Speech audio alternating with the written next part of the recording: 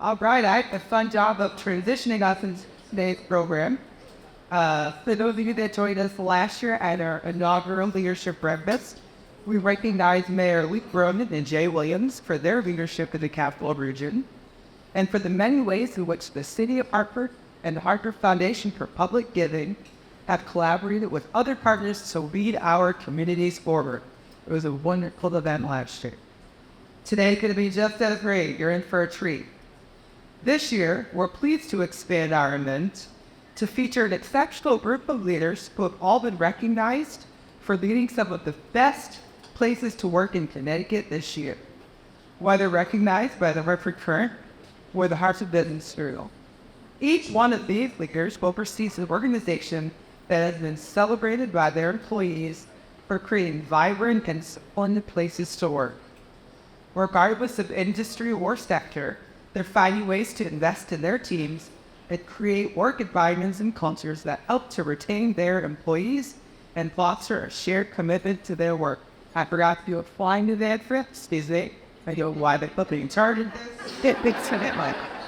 Thank you. In a time of increasing leadership challenges, we couldn't miss the opportunity to invite these leaders to join us here today to share some of their tips and tools for how they found success in building their teams and work environments. But, as always, before we dive into our full program, I'd like to thank the incredible team at LGH. Can I have all of our wonderful LGHers stand up? All right, we have Tony, Marcia, Joe, Janelle, Emma, and of course our team leader, Kevin, and you'll hear from students. What a beautiful team we have here at LGH. I'd also like to recognize LGH's phenomenal board of directors. If you are on our blip, can you please stand this morning?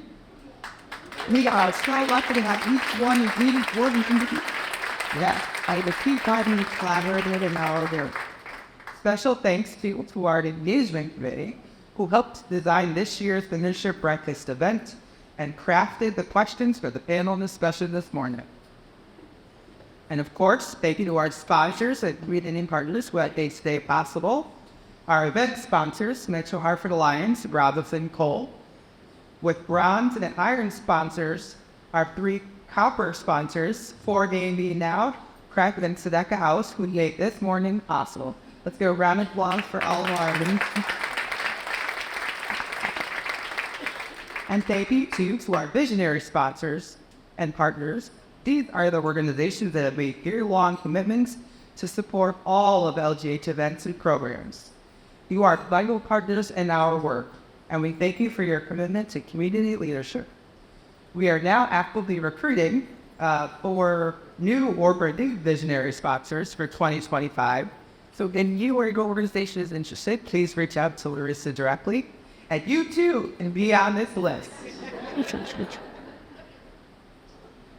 To kick things off this morning, we are very excited to welcome Lisa Jacobi, Senior Vice President and Chief Human Resources Officer of COCC, to share a bit about how her company has prioritized investing in its people and culture for years, leading to levels of employment satisfaction and low turnover that have kept COCC on the top 10 list of Hartford Courant's list of top workplaces in Connecticut for 14 consecutive years. That's right, give that some snap to clap. LGH has long admired the holistic way that COCC invests in its team members, and given the fact that the company received its 2nd consecutive #1 top workplace in Connecticut recognition in the large companies division of Hartford Courant's competition this year, we want to give COCC a spotlight this morning to share how they've got to this point. Please help me in welcoming Lisa to the stage. Lisa Jacobi.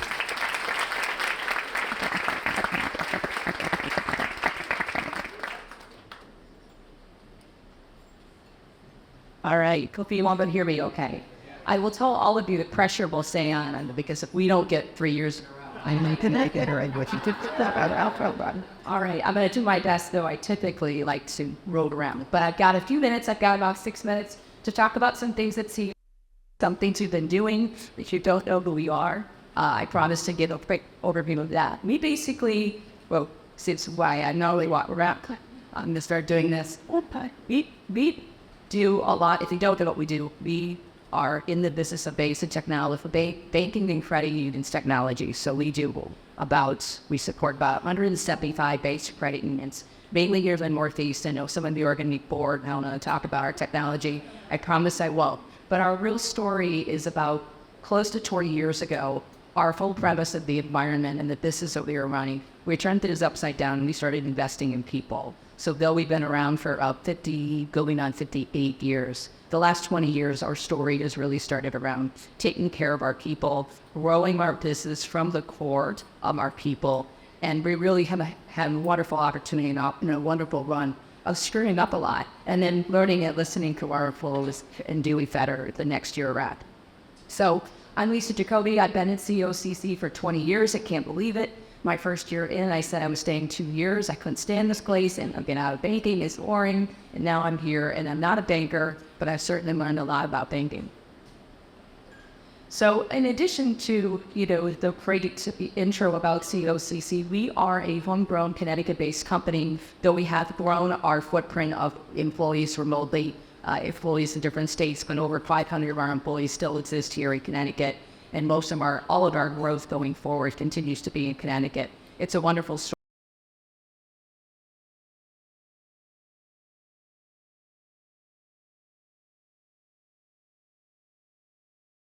The industry is a highly regulated and complex environment, and so it's constantly a growth mode for us. But as you've heard, we've been 14 years running as a top workplace here in Connecticut. We've been 5 years in a row as a national Great Place to Work certified employer, and that is a huge mark for us. We sell our people. So yes, we sell technology back to banks and credit unions, but most importantly is that we sell our people to the banks, to the credit unions. Many of them are regional in Connecticut. We have close to 80% of the banks here in Connecticut that are on our system. So real important if we keep the core of who we are, great environment of people.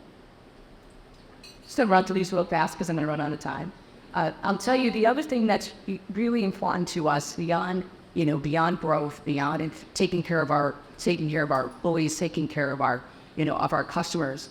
We are beyond proud of the things that we do for our employees in the, I would say, more intimate levels. Growth, leadership, growing our folks. We have an incredible tenure within our technology teams, which is typically unheard of in our environment, in our industry. So something that we're very, very proud of. I will say, and I have a slide in a minute about the generations, it's an entirely different environment of how we're keeping people, how we keep people happy.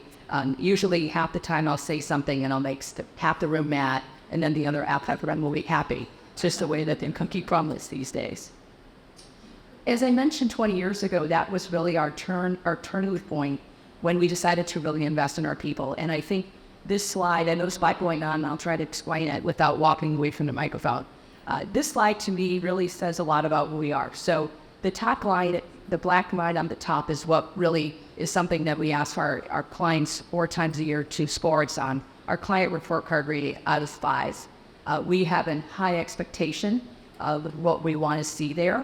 And then if you're colorblind here, but the darker blue bar here shows our employee engagement score starting in 2007. And the lighter blue bar at the bottom shows our turnover.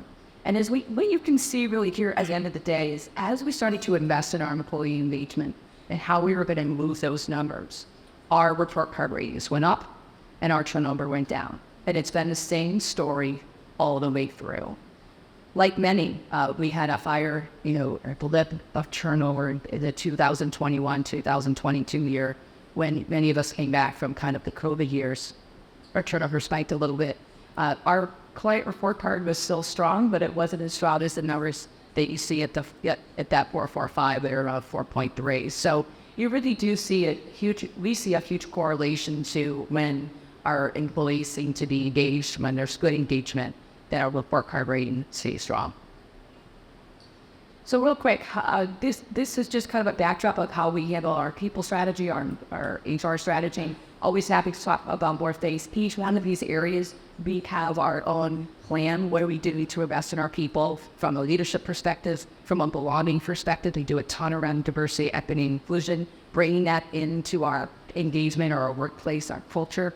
That each one of these, I would say, could almost stand on their own for what we do for our employees. So each one has strategy, each one has a goal, each one has focus points coming into 2024, now coming into 2025.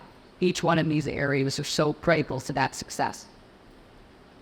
The one that to my last few slides, since I know my time is probably almost up, is I'm sharing the slides that keep me out at 2 a.m. And this is one of them. It's probably very hard for all of you to see this slide, but what these things here see is that over the next 10 years, the projected labor force growth rate in our country is at 0.5%. That is incredible when you think about where we've been, where we're going. So I could put a lot more slides in here under from the Bureau of Labor statistics around the growth rate, the fact that the boomer generation's obviously quickly leaving the workforce. But we've never seen anything like this. So what's going to happen over the next 10 years is that folks that we're looking to hire is just going to need to get smaller and smaller and smaller. So I know that slide's not the best, but I took it right off the Bureau of Labor Statistics, so if you really want it, you can go find it. The last thing I'll say, and this kind of is the last two slides, I think a lot of what we spend time on is building trust. And I think it's something that's free. Trust is free. So when you think about, tell me the best boss you've ever had, right? Or tell me the best day you ever had at work. Typically, you're going to describe an environment or a person that you had great trust in, and that's great. And that's the thing that we've been trying to build within our workforce for a very long time. We have some great leaders that do a great job at it. We have some great leaders that are terrible at it. We're talking with a few of them later on this morning. But this is the thing I'm spending time talking about. I saw this slide about 2 years ago, and it was a wounding slide for me. And it again, I know it's probably hard to read for some of the folks in the back of the room, but what you'll see here is that the generations, and I don't spend time, I may be spending some time talking about the different generations in the workplace, but that's some stuck with me. And the reality becomes that the populations that are growing so much in the labor force, Gen Z population, the millennial generation, they don't naturally trust. So what I mean by that is I'm a Gen Xer, right? So I grew up in a place that if my boss says, trust me, I got you, I'm going to take care of you, I naturally believe it, right? It's amazing I see you nod because the lights here are, I have no idea what's going on. You're still already dancing. So I'm a natural believer of that. Trust me, right? My daughter says, trust me, I did my homework. I still trust. I don't know why, but I do it. But the generations that are growing in the workforce today don't naturally trust. So they are a group that says, well, prove it to me. When you think about how you're engaging staff, how you're engaging leaders, you have to talk in a different place. You can't be show-proof. You have to show things that are going to actually happen, believe you. This was a moment for me when I thought about the people that I'm leading in the organization, how different and how diverse we are as far as age within COCC, because we have a ton of employees that are still over 20 and 30 years of service, versus the people that have just joined the organization and they're only a year or two out from college. So I'm leading this with all of you. It was a moment for me. It's something I think about day in and day out. How are I communicating good?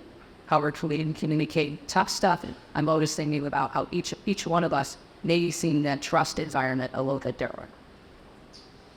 So here I'm also leaving you the last slide of the 4 things that we're focused in 25 that's continuing to kind of align our company goals and our department goals to our overall business strategy, employee value proposition. If you don't know what EVP means, it doesn't mean executive vice president. In the layout of HR, it means the things that are going to get people to want to join your company and want to stay.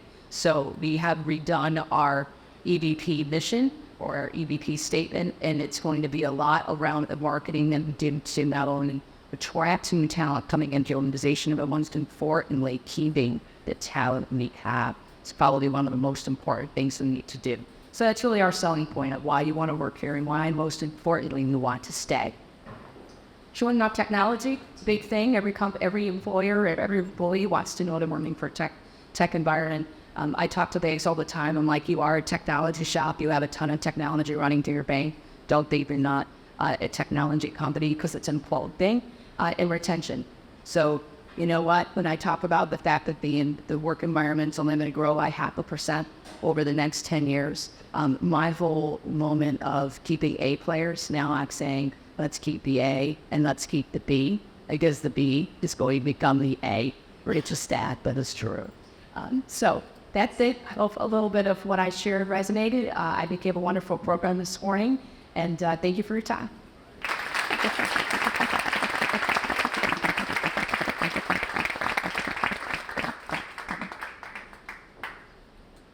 So thank you again to Lisa for sharing a bit about how COCC thinks about employee development, employee engagement, and retention. Again, they've really built some intentional systems for employee feedback, continuous learning opportunities, and increased recognition and celebration, as well as employee wellness. So really, theirs is a great example of what we can work towards in our own companies. But for those of you who have not met, I'm Lisa Jacobi. I'm the president and CEO of LGH, and it is my immense pleasure to invite up our 3 panelists for this morning. We unfortunately, Chad Turner is sick to the season of flu and cough, so I'm excited to welcome up our 3 panelists for this morning. And as I intro them, they'll come up and join me on the stage. So, Michel is the CEO of AccessHealthCT Connecticut, which is the state's official health insurance exchange marketplace, where people can shop, compare, and enroll in quality health insurance plans. And it is also the only place where people can qualify for financial help to lower their costs, and if eligible, enroll in low or no cost coverage through Huston Health programs or the Covered Connecticut program. So welcome to James.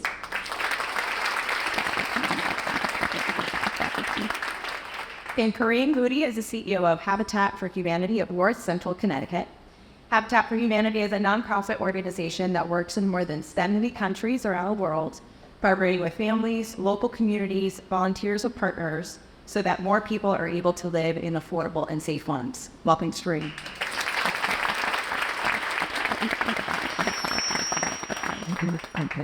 So please, did I listen? Last but certainly not least, Rhonda Tobin is the managing partner of Robinson & Fole, which is one of the oldest law firms in the country. It was founded right here in Hartford in 1845 and now has more than 250 attorneys across the 9 states. And Hartford remains its headquarters, led by Rhonda Tobin. So welcome to Rhonda. And then we will quick swat and jump into our health session. It is pain. It is.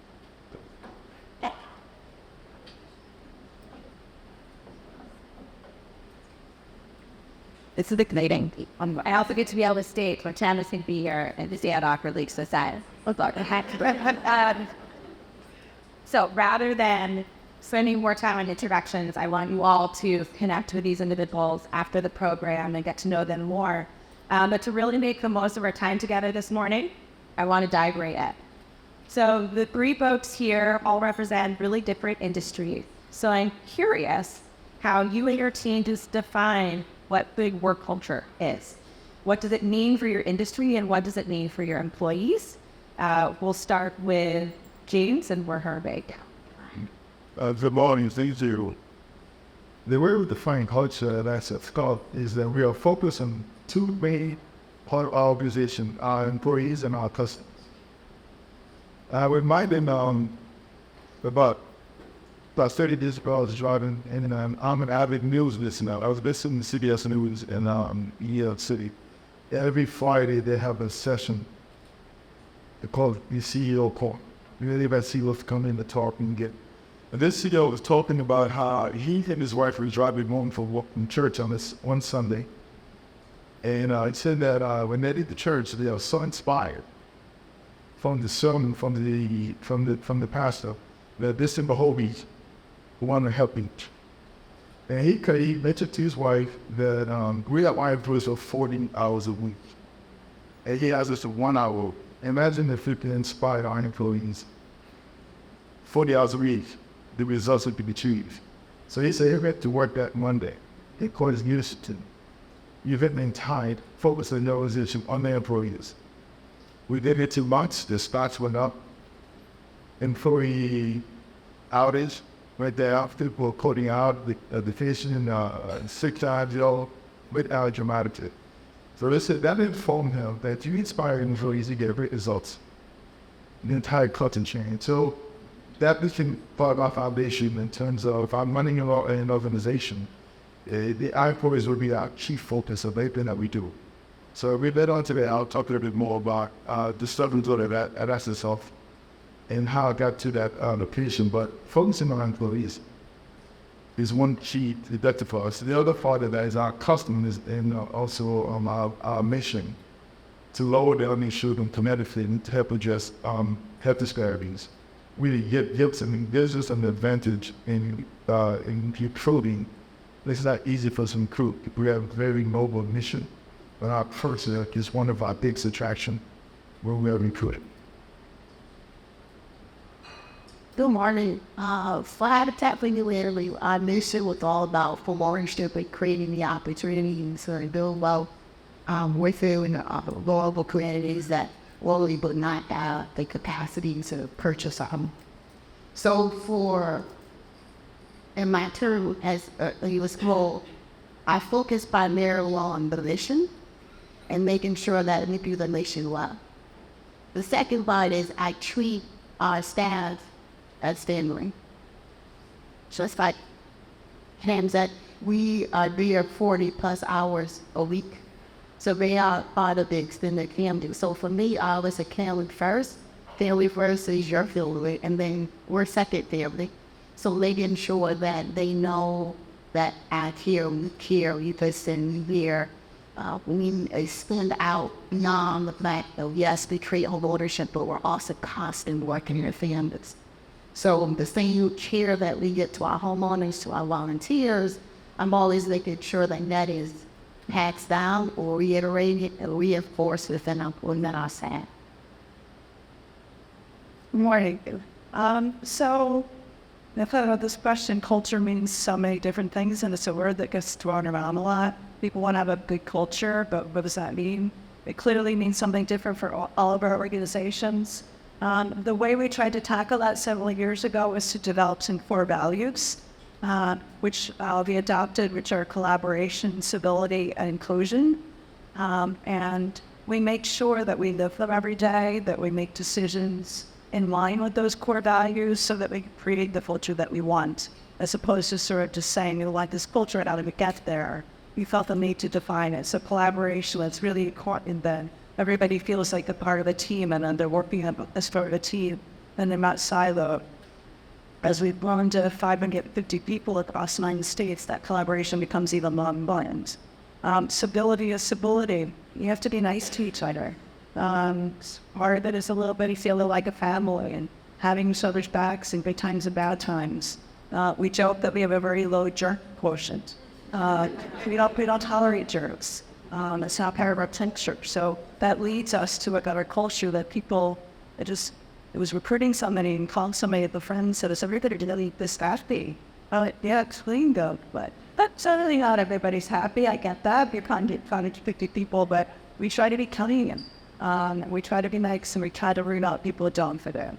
And the last thing is inclusion. You've spent a lot of time for the last several years, but even going back 34 years that I've been with the firm, to make sure not only that people feel welcomed and to believe that they belong, because you can't do your best work if you don't feel on those things. So for us, we've defined in a way that we make sure sometimes we make financial decisions, and when we're making them, we say, well, this might save us some money, but does it align with those 4 values? And if it doesn't, we make different decisions. So I think that gets us to the culture of Atlanta. So we talked a lot about the evolving workforce, right? And this change, so you're talking about real focus on employees as we think about culture. How do you know what your employees want and need? How do you elevate the voices of those who haven't always had a seat at the table? And Rhonda, we'll start with you next.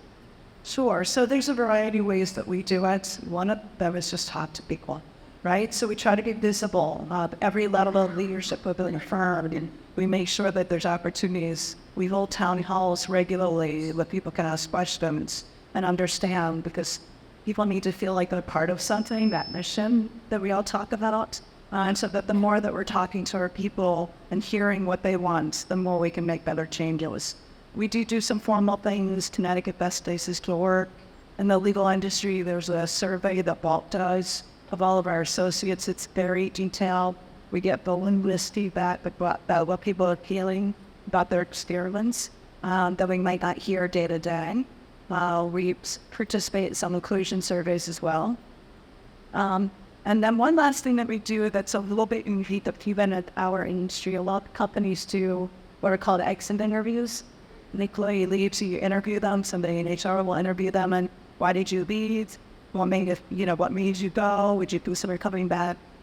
We hired a chief talent officer in 2019, 2 weeks before the pandemic. Great timing to hire a chief talent officer. She had to meet everybody virtually for about 18 months. Separate from an HR, which is really just focused on our talent. And she started doing what we call stay interviews. And she interviews a population, pieces or in population every year. What makes you stay? What makes you happy to come to work? What do you wish we would do differently that might make you happier to come to work? So we realized we wanted to flip that a little bit and not just learn the lessons on the way out, but we're us as what people are doing. Please. Kiddo Supreme, any additions? At AccessHealth, again, our focus with our employees all the time, continuously. And one thing we do every week, every Tuesday, we have what we call an ATTM, all team meeting, where every employee logs in. We started this during COVID, and we continued it after COVID because the employees really enjoyed the ATTMs, and we have 2 employees who's dedicated every week. We come up with different themes, and the thing, most of it is entertaining, inspiring. It's about the history, it's about movies, but that's the theme. But every leadership member of the organization that goes to their departments, you have an update to what's going on. We do very quickly, some 1 hour long. Then at the end of the last 2 things we do, we have values like every other organization. So we have this now acting for love, living our values every day. So we get we open the floor to anybody who wants to give a shout out to any of their colleagues or departments. So we put a shout out of the love for the organization, and that gives every employee an opportunity to express their views. And also in a very positive way. I myself, I spend 25% of my time on average, literally talking to every employee. Maybe not even to the team, talking to employees. I walk around and talk to employees. And those who are virtual, we schedule 3-on-1s, 4-on-1s with me. This 30-minute discussion, just come gates to see how they are. I started having these meetings back during COVID because as I read more about how employees were struggling at work, being trapped in the house, 3-4 generations under one roof, they changed the house. And as I read all the journals, business journals, and people were struggling. And one thing I enjoyed as a CEO of AccessHealth, talk to our employees. I would say, there's something that got sick of me. They would go over there and I'll sit there in their chair because we talk to them. Mr. 2 or 3, and just talk, really connect with them, not just checking the box. Find out who they are, where they're made, the size of their families, and I tell them about, I share some of my personal connection with them as well. And I was missing that. And when I'm doing this, I'm checking to make sure they're okay. Engaging some of their responses, make sure they're right from the mind, make sure they're okay. In some instances, they're wide okay. So I tell my HR for fee, follow up with this person. Something's going on. Then doing corporal, that was missing. So then I had my assistant schedule 3 or 4 months with the employees. And again, they signed up to the team meeting, and now with just put your camera on, and I've been stroking them, for the family, and they worry about their hair. And I said, I don't care about your hair, I just make sure you're okay. In some pieces, it might okay. And so again, those opportunities they have to even share with me directly about what's going on with them was why we So learn about desired culture, work, we smart work. So as we think about, what employees expect of employers, there's the ever elusive work-life balance phrase.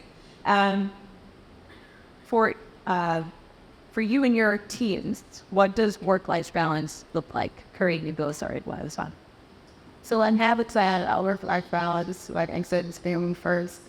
Like I make a real effort to actually use we've been the best place for Hartford Business Journal for 10 years.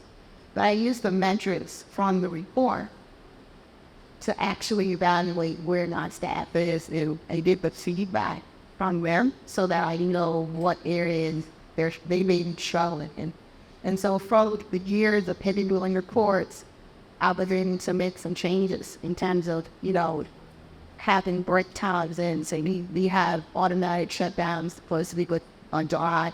We have shutdown where we take Christmas and New Year's on top of vacation time to make sure that employees are taking advantage and spending time with their family and allocating time to them, mom, dad, mother, daughter, and sister, whatever, to support their families and to actually really to encourage this from the mission.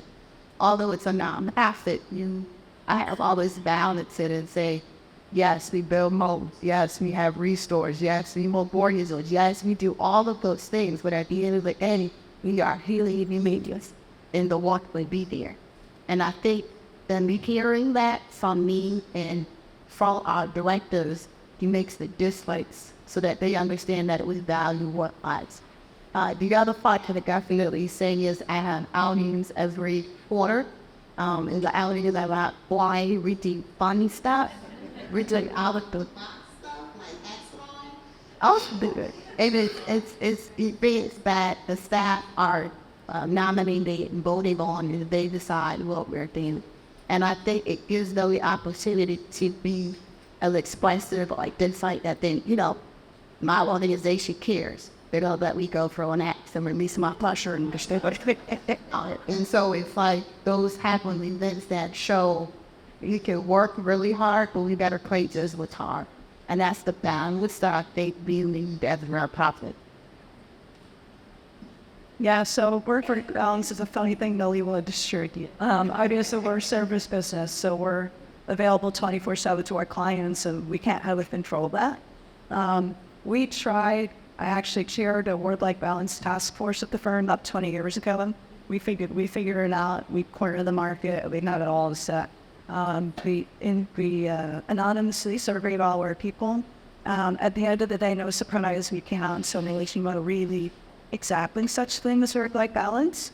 But if people feel like they are being trained and mentored, professionally developed, there's a career path that they can see forward, they're willing to put up with that imbalance a little bit. Because in everything that we do, everything we'll all do, sometimes it's out of balance, right? It can't ensure that it's perfect all the time, but if people feel like what they're doing is important, and that they see a that color that they're being developed, they'll put up with a little that amount. So you never quite figured it out, but we figured that out anyway. But we similarly do a lot of things to bring our people together that don't relate to providing legal services to our clients, whether it's, we did a summer service, we do every year summer service projects where we go out into a community and volunteer.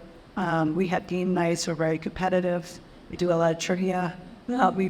We do lots of extraing too. A lot of idea for lawyers to be out extraing the but yeah, similarly, I think we spend a lot of time on town halls that are cultural and educational and just make our people feel like we're all in this together and we're collaborating about something other than the practice of law and supporting that to make us feel that we are, that imbalance is one by our. Thanks. So folks in the audience who will look to take a question or two, so if you have already questions, start thinking about it now. And I'm going to change up the order of this just a little bit to be mindful of our time. Going into the day, we're really mindful that it's the end of October and there's some big happenings next week, right? Our employees are full humans who are dealing with fertile demands of family and friends. And right now, it is an immensely charged political election season. So is there anything that you're doing differently right now to support your teams in advance of next week's election? James, I start with you. And thank you. Yes, we are. I mentioned earlier that we have a audit for meeting every Tuesday. And we have our legal team. There's also where we house our government relations team as well. So they give an update of what's going on at all levels of government, and that may impact us direct. So we do give an update on what's on at the state up, federal level, and sometimes within agencies, within the federal government, that may impact us direct. And so we feel very seriously that giving timely information for Karraine said to plan accordingly is critical to building that trust and also support our function. But every week we give an update of what's going on, and we anticipate change. Whoever wins the presidency, we know it's going to impact us all with maybe some cases or positive delivers. So we're ready to deal with it because we exist because it was passed in 2010. So we thought we'd be impacted. So we do keep our employees informed and also develop strategies for activities remains. So that whatever happens, we're going to jump into action and then keep them informed as possible. We also offer discussion opportunities. There's some folks are really concerned about which one happen if one person wants to see the other. So we do offer employee assistant discussion opportunities so they could express their concerns. I will share this summer right before 4th of July shut down, and I had a conversation with my staff, and I wanted to highlight the fact that it was all about mental health. And I modestly stood up and said, I want to acknowledge that our health insurance, our plan, pays 100% freedom to go to talk to someone. And it's nothing out of your pocket. And I share with them my own personal essay with all of the stress, with everything that was, and even I will talk to someone. So I would rather you break the tide, go talk to someone, even if it's on phone or by Zoom or whatever, and have that conversation. Because you have the resources and you can take advantage of it. And I think afterwards, somebody on this came over and said, thank you for sharing that. And I said, yeah, I'm a real person. We are real people with real problems. So I think it's best that even as in line leadership position to advocate for people to get help. And it may not be as serious as we really think it is, but just the fact that the opportunities that it's covered, it's there to get advantage of it. So are there any questions for any of the audience? Well, all day. Tony, do you mind coming taking my mic? Thanks, kind. And go ahead and stand up so Tuvito, swear to God, no sword. Okay. I'd be ready having the CTO to People's Bank, a bank with excellent technology, basically is the word she is. This is less of a question of where to state culture, and it relates to habitat. So Karraine and all the directors, Suzanne, put together it's a fundraiser, so People's Bank is a strong supporter of habitat and all they can do, but it puts together a women-build program. Fundraiser, we paid to do it, but what's really great about the Women Build program is that we were able to pull women together from different departments of our bank. We came together and we got to know people that I probably never even talked to in the years and years that they'd worked there. And we came together for a common cause. We shared stories of work. We shared personal stories on that day. But it was definitely a moment where our associates came back to HR, came back to corporate responsibility and said, thank you for this opportunity. You know, it was great for work. It was harder work than our work. But it was a moment for us to connect with each other on a lighter note, giving back in a meaningful way. But it was a great opportunity for our associates to feel empowered and thoughtful and connected to the work that you're doing in the community. So thanks for putting together that Women Build, because it did great work for us thing you'll ever learn as far as creating a good culture. So, thanks, Karraine. Any other audience questions or statement? Considerations One more. for Tiffany.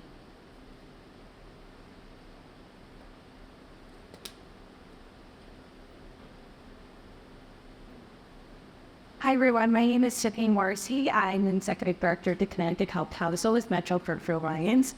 Thank you all so much for your wonderful conversations. In given earlier today talking about generations and how they differ, I'd love to hear an example of how you've taken leadership styles have changed throughout the generations and decades. Have you taken any changes in your leadership style given the new incoming youth for Gen X and implementing the youth culture? I can jump in quickly. We have every other year we have an all-market retreat, and every other year we have a mom retreat. And last year, all partner retreat, we had a speaker come in to talk about generational differences in the workplace. So our partners really could think about not only the people that they were training, but also developing the next gen of leaders. And it was really eye-opening. So taught, to Lisa put earlier about how boomers, I came to the workforce. Yes, people said, trust me, and I did. But also they said, we're going to go do this thing, we did it. And there wasn't a lot of planning and whatever. And I really drilled down on, what some of the younger generations are really looking for. And I think there was more guidance, being more explicit about what your expectations are, more debriefing after, or more feedback. So I think for us, having a session where we continue to talk about internally in terms of leadership training around generational diversity within the workplace, really understanding that all the things that Lisa listed earlier, expectations about work-life balance are different, boundaries around work and home are different, but also just, very basically how people approach the work environment and what they expect in terms of a little more clarity about expectations and not just assume, come to a meeting, assume your role was X. Really have to be much more explicit. So we are engaged in some ongoing training, not only to lead people better, but to develop better future leaders. Sure. If you look at the history in this country, there have always been generational changes, farming, industrialization, and technology, and so it's changing. And people have different expectations, but they like common threads across all the generations. Didn't want to be treated dignity, respect, they will trust it, and they will be treated fair. And people don't really like being treated fair. Instead, it doesn't make it very bad the same. If you have a young woman who was pregnant and have a child at home, they have business expectation. And somebody who may be more mature, who doesn't into that. So treating people fair is always a constant across all generations. Treating them with dignity and respect doesn't have what generation we're in. We always been treating themselves. So we strive to treat everyone with those two basic tenets that everyone should, everyone deserves. You should expect to be treated as such. All right, so I'm mindful of our time together. Save all those questions and find these folks after.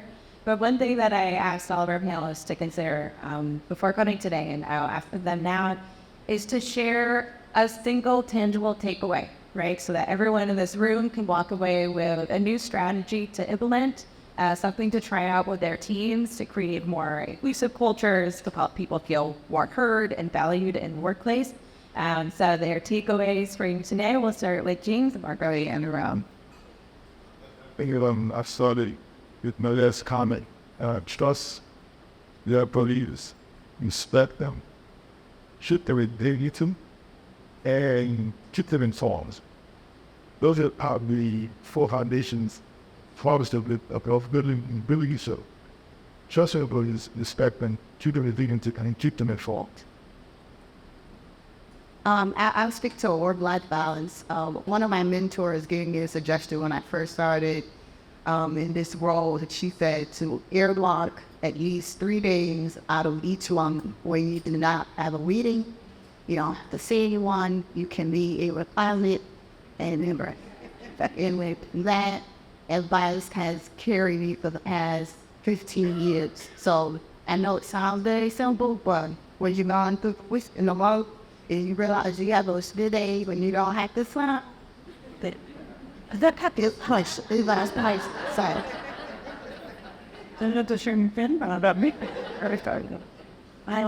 yeah, I guess I would say we all, spend a lot of time talking about leadership and leadership programs, systemic ways to approach leadership.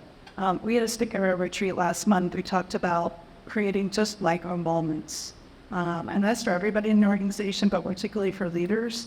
It is so easy to physically go welcome a new person, to recognize somebody on an achievement, to start a meeting by talking about what everybody did on the weekend and not just diving into business.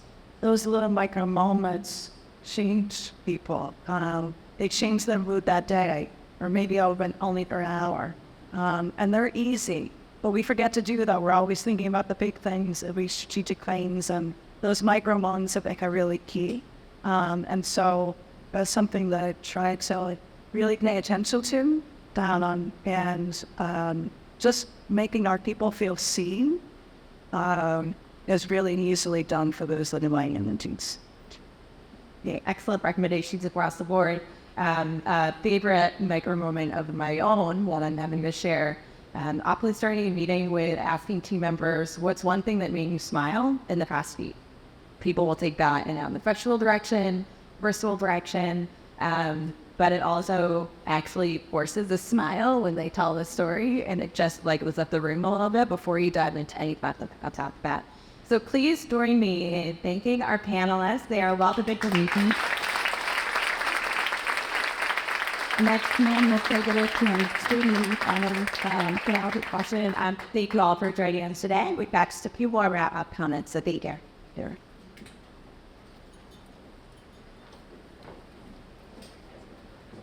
Why do those here? The one more section.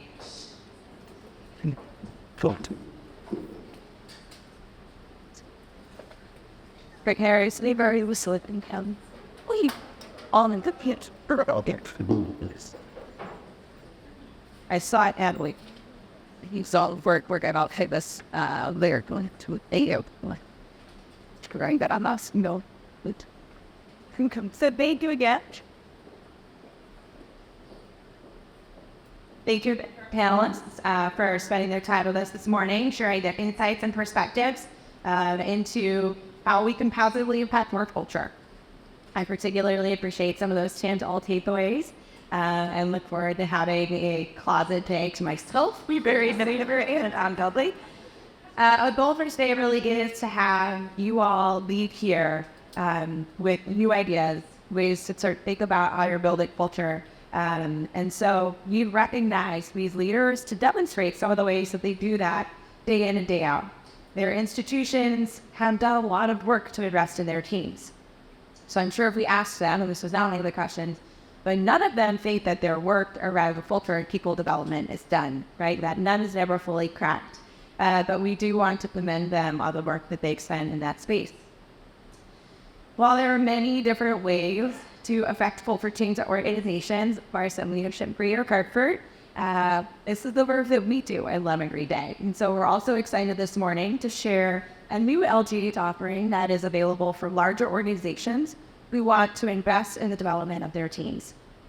A year ago, LGH was invited to participate in Hartford Foundation's Social Enterprise Accelerator program. Through that program, we developed a business plan and a new line of business that's specifically designed to help transform companies by developing the hearts and minds of leaders and teams of leaders. We're incredibly proud of this work as it will provide financial support that invest in the rest of our programs, but we also believe that it will be pivotal in helping companies, agencies, and municipalities evolve to even meet the needs of their leaders both today and tomorrow. So this morning we're excited to share with you a brand new video made by our friends that capture the concept of folks behind cameras this morning. So please enjoy this video that talks a bit more about marketing service. As today's workforce challenges grow, so does the need for strong leadership. Are your future leaders ready to rise? As the baby boomer generation retires, a leadership vacuum looms. Organizations must be ready to fill this gap, yet many struggle with developing leaders at all levels. Without proactive development, the leadership pipeline falters.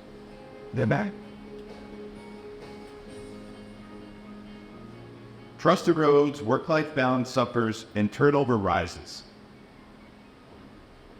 Leadership Greater Hartford's Level Up Leadership Certification Program offers a comprehensive solution, custom-fit training, layered curriculum, and a robust coaching over 18 months, ensuring your leaders are ready for the challenges ahead. Our program transforms leadership teams, enhances talent promotability, and drives organizational productivity. Studies show a 25% increase in learning capacity and a 20% boost in performance. With over 45 years of experience, Leadership Greater Hartford is uniquely positioned to develop complete leaders, heart and mind.